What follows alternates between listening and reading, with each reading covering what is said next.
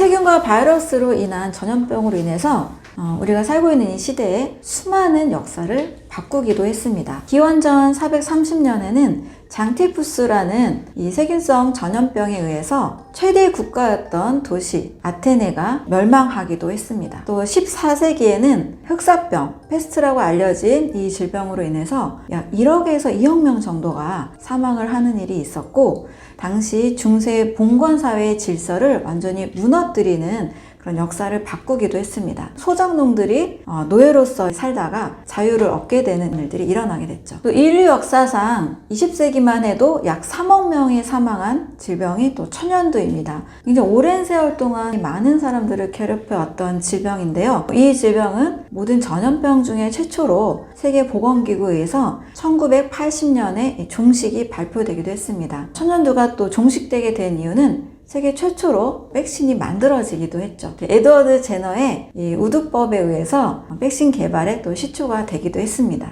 또 1차 세계대전 때 사망한 사람보다 더 많은 사람을 또 사망하게 했던 또 스페인 독감이 또 20세기에도 있었습니다. 1차 세계대전 때 약 2,500만 명이 사망했는데요. 이 스페인 독감에 의해서는 5천만 명이 사망하는 기록이 세워지기도 했고요. 우리나라도 전 세계를 돌았던 전염병이기 때문에 우리나라도 무후년 독감이다 해서 많은 사람들이 또 사망하기도 했습니다. 또 콜레라라는 19세기의 가장 치명적인 이 설사병으로 인해서 많은 사람들이 사망하기도 했습니다. 자, 그런데 이렇게 이야기를 들어보면 진짜 전염병 너무나 무섭고 심각하고 언제 이 병에 우리가 죽을지 모른다라는 그런 두려움이 생기기 쉬운데요. 총균세의 저자 제레드 다이아몬드는 농업혁명이 일어나기 이전에는 이런 전염병이 없었다라는 인류학적 이야기를 해주고 있습니다. 무슨 뜻이냐면 농업혁명 이전에는 이렇게 많은 사람들 간의 교류가 일어나지 않았고 도시 문명이 생기지 않았습니다. 수렵 채집 생활을 하면서 사람들이 모여 살기도 했지만 또 군집 생활은 없었던 거죠. 이때는 전염병이 없었지만 도시 문명이 생기면서 상하수도의 어떤 위생 상태, 그리고 농업혁명으로 인해 수렵 채집 생활에 비한 영양 불균형의 상태가 오면서 영양과 위생 이 두 가지 문제로 인해서 또 빠른 시간 안에 사람들에게 전염이 되기도 했다라는 이야기 해주고 있습니다. 오늘날에도 새로운 바이러스에 대한 두려움이 완전히 사라진 시대는 아니기는 합니다. 최근에 경험한 이 코로나 바이러스로 인해서 여전히 알지 못하는 바이러스, X 바이러스라고 하는데요. 새로운 바이러스에 대한 두려움이 있기는 합니다. 그런데 900년대 이후에 위생의 상태와 영양의 상태가 잘 극복이 되면서 전염성 바이러스 질환, 전염병들은 상당히 줄어들기 시작했습니다. 우리가 코로나19를 통해서도 건강한 면역체계를 가지고 있는 사람들에 비해 기저질환이 있는 분들이 훨씬 더 위험하다라고 우리가 알고 있었는데요. 이처럼 우리가 개인의 영양상태, 위생상태만 잘 챙긴다면 새로운 전염성 질환에 대해서 크게 두려워할 필요는 없는 것 같습니다. 요즘 사망률도 보면 세균과 바이러스로 인한 감염성 질환의 사망률은 약 12%입니다. 무려 약 80%는 암, 심혈관 질환, 만성호흡기 질환, 당뇨병 이런 만성 질환으로 인해 80%가 사망을 하고 있습니다. 나머지 한 8% 정도는 기타 여러 상황들인데요. 무려 80% 차지하고 있는 이 만성 질환들은 우리 인체 내에서 오랜 기간 내 몸에 쌓여진 염증과 몸에서 일어나고 있는 손상으로 인한 사망이라는 거죠. 그렇다면 12%의 어떤 세균 바이러스의 감염성 질환을 크게 두려워할 필요가 없고 내가 내 몸을 건강하게 지키는 방법에 대해서 더 집중해 볼 필요가 있겠습니다. 그 중심에는 염증이라는 것이 있고요. 염증은 어떻게 우리가 해결해야 되는지도 알아보도록 하겠습니다. 염증이라는 것은 불꽃염의 증세증을 써서 불꽃이 일어나는 증세다라는 표현이 있는데요. 우리 몸에 외부 물질이 들어오게 되면 내 몸에서는 이걸 이겨내기 위해서 반응을 일으킵니다. 외부 물질이 내 몸에 계속 쌓여가고 증식하고 확장을 해간다면 생명을 지킬 수가 없기 때문에 당연히 자연스럽게 일어나는 생명 반응인 거죠. 염증은 5가지의 증상을 동반하는데요. 발열, 열이 나고 통증이 있고요. 발적, 빨갛게 되고 부종, 부어오르고 기능장애, 그 부분에 기능이 문제가 생기는 5가지 증상을 수반합니다. 염증이라는 것은 무조건 나쁜 게 아니고 내 몸이 외부 물질로부터 지켜내기 위한 이겨나가는 과정이라고 볼 수 있습니다.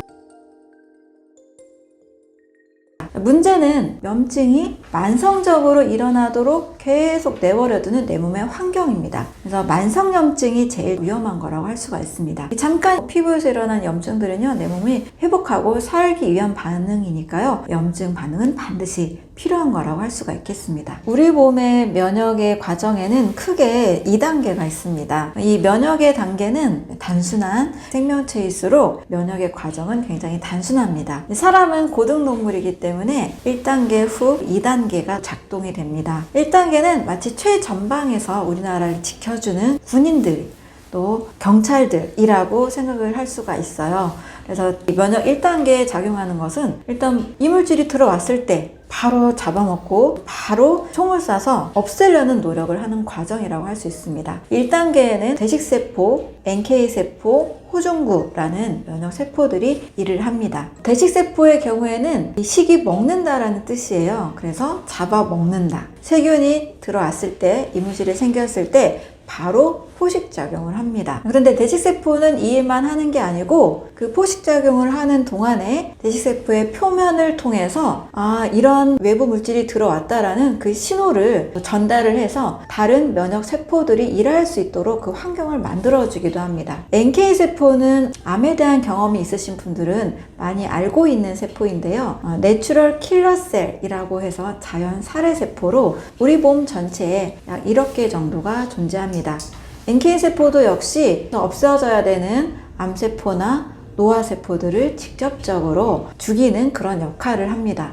호중구는 면역세포의 과립구라는 종류 중에서 호산구, 호중구, 호염구가 있는데요. 굉장히 많이 있는 경찰들이라고 생각하시면 됩니다. 외부 물질이 딱 들어왔을 때 호중구가 막 나가서 면역 관련된 일을 하는 거죠. 염증 반응이 활발하게 일어나고 있을 때는 병원에서 이 혈액 검사를 하잖아요. 호중구 수치가 올라가 있는 것을 확인을 할 수가 있습니다. 호중구는 백혈구의 약 70에서 80%를 차지하기 때문에 굉장히 많은 일을 하는 중요한 세포라고 할 수가 있습니다. 이렇게 대식세포와 NK세포와 호중구는 마치 최전방에서 직접적으로 뛰어드는 경찰, 군인들의 역할이라고 할 수가 있습니다. 그런데 새로운 희한한 바이러스가 들어왔다. 몸이 처음 경험하는 바이러스다. 이럴 경우에는 내 몸이 이 바이러스를 잘 인식하지 못하거나 또 처리하지 못한 경우가 있습니다. 이럴 때는 좀 더 섬세한 면역 작용이 필요한데요. 바로 이때 동원되는 세포가 T세포와 B세포입니다. T세포와 B세포는 림프구의 일종이고요. 1차 면역 반응에 의해서 대식세포가 어떤 물질이 들어왔다라는 신호를 이 T세포에게 보내줍니다.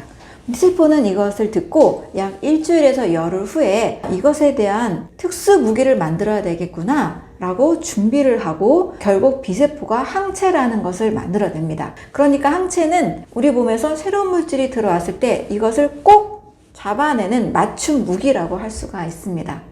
그래서 항체라는 것은 기억하는 능력이 있어서 한번 경험을 하면 다음에 또 저번에 이 바이러스를 우리가 경험을 했구나 하면서 다시 똑같은 것을 생산할 수 있는 아주 뛰어난 능력을 가지고 있습니다. 그래서 2단계 면역은 1단계 면역이 일어난 약 5일에서 7일 이후에 작동이 되기 시작하고 특수 무기인 항체를 만들어낸다는 그런 특징이 있습니다. 그러면 여기서 우리가 백신이라는 것을 연결지어서 생각해 볼 수가 있는데요. 백신은 우리가 미리 바이러스 조각을 경험하잖아요. 우리 몸에 T세포와 B세포에 의한 항체를 만들어냄으로써 실제 다음 바이러스가 진짜 바이러스가 들어왔을 때 바로 기억을 했기 때문에 항체를 만들어낼 수 있는 능력이 생기는 겁니다. 바로 B세포의 기억 능력, T세포, B세포의 항체 생성 능력을 활용한 것이 백신이라고 할 수가 있습니다.